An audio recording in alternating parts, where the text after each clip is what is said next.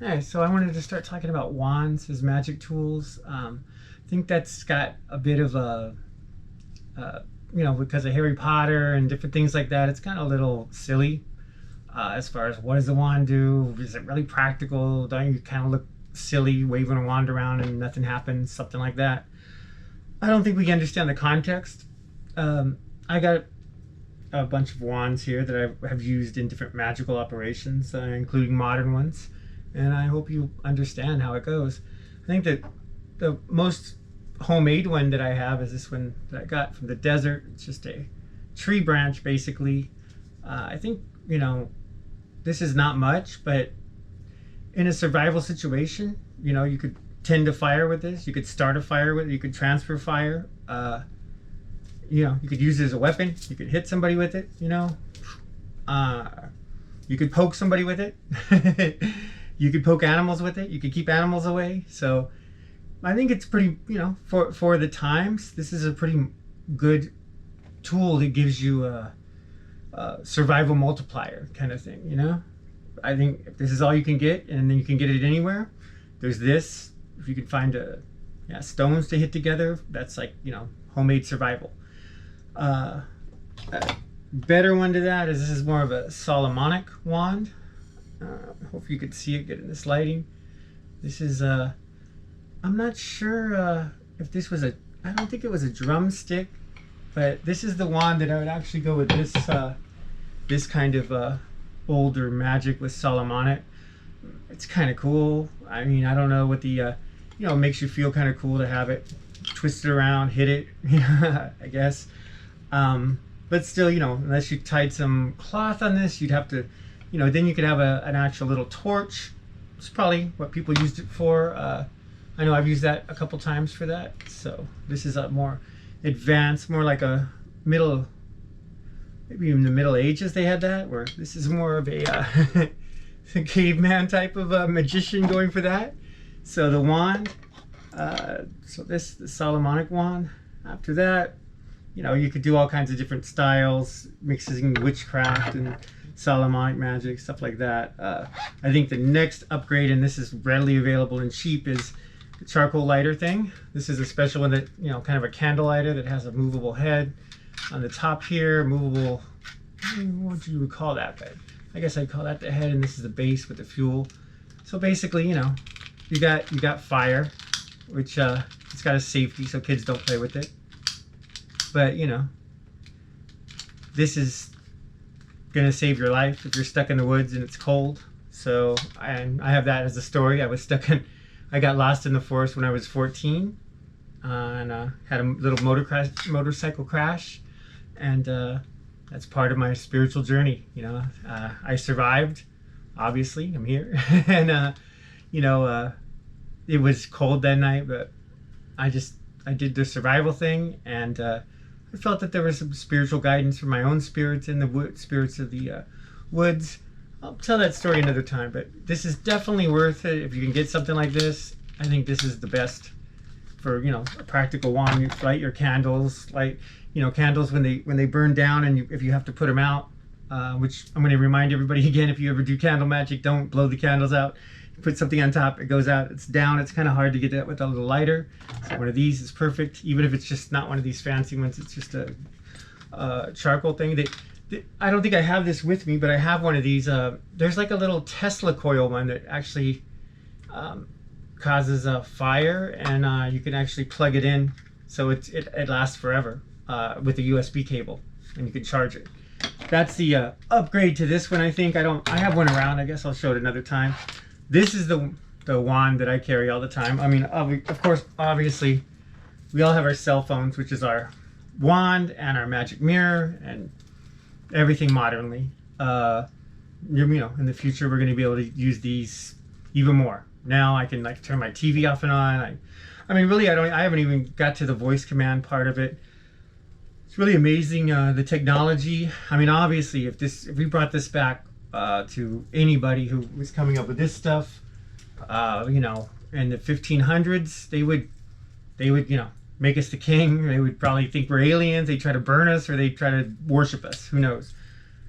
That's why I don't, and this is the thing. And the thing about wands too is it demands that you hold yourself well with the wands. You know, it's not that you're going to be like, I got this magic wand and I'm, you know, this is small, it's concealable, it's got a strap. This is for self-defense, which all these weapons can double as a weapon. Everything can double as a weapon, and that's key to my chaos magic that I learned in the military, is always think of everything that it could be a weapon.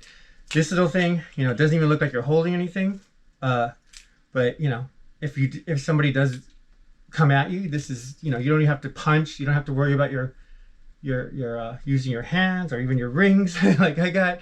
You can just, you know, strike at somebody, and that is your self-defense. That's definitely something that puts you above in you know, a survival multiplier, as I used to say in the army, in the military training I had, and combat multiplier, because, you know, this is good.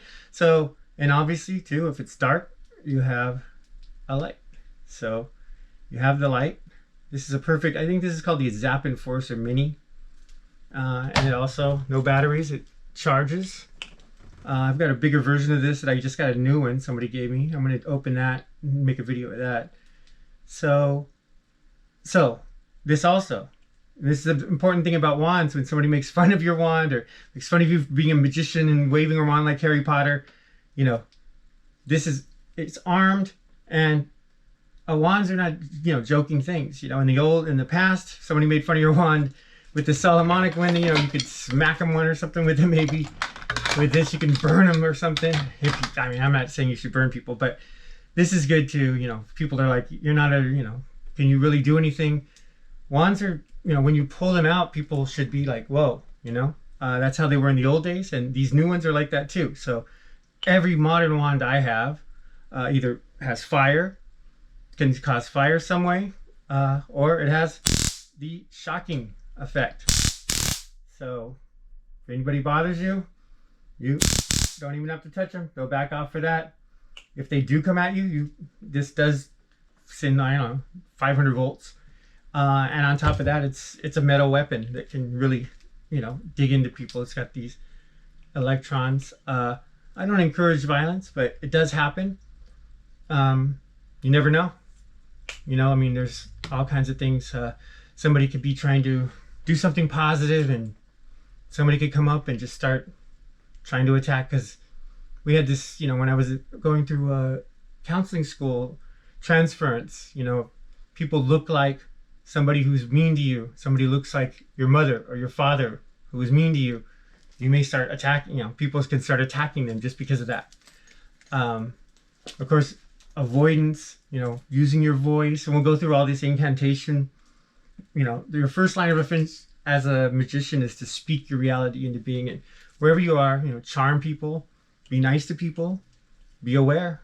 We'll go into, you know, the rings as far as amulets, talismans, what the difference between amulets and talismans are, how to make them, how to maintain them, how to build them. I think that's here's an old talisman too that I came across, that I believe that's a Solomonic one.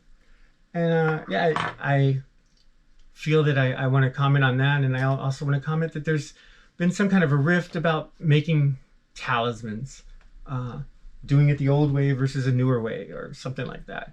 And it's two people that I really like in the occult and magic communities online. I've never met these people. They're not in LA, but you know, one's a good author I like. The other one produces some really good talismans. They're both really great people, and it's sad to see them in conflict.